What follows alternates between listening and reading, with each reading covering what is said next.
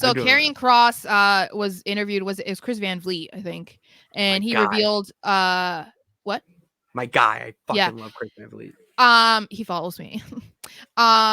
He revealed that for WrestleMania 39, there were tentative plans for him to go against Bray Wyatt, that Scarlett was going to be involved, that Bo Dallas was going to be involved, Alexa Bliss was going to be involved, and he alleged, and I'm saying alleged because this is just him talking, we don't know for sure, obviously, that they had, him and Bray had like long conversations about this, like on multiple occasions, about like what they wanted to do, how they wanted this to look, what they wanted to get across.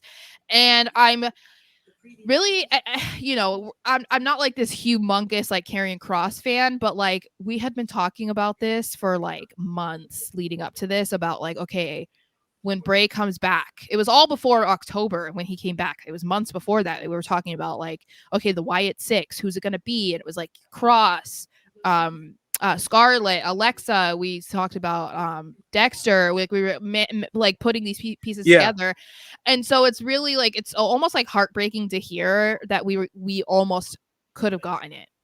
You know, it's sad. It's so sad because look, my creative juices are flowing. Where I start thinking about how would they incorporate it? Would they be fighting against each other? Would they be teaming up against a Bobby Lashley?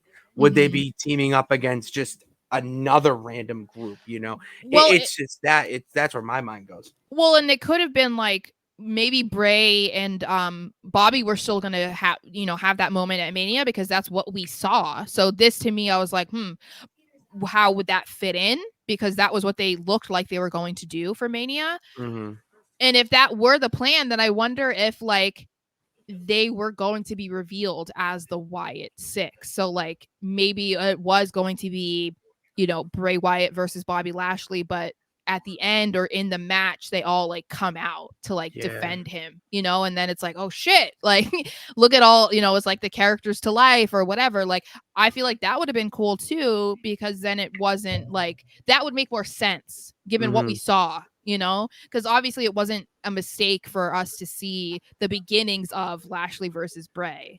So it would have been cool to see how it would have come to fruition, because we had been looking forward to that. And especially it's like, it's sad when you think about it being with Bo too.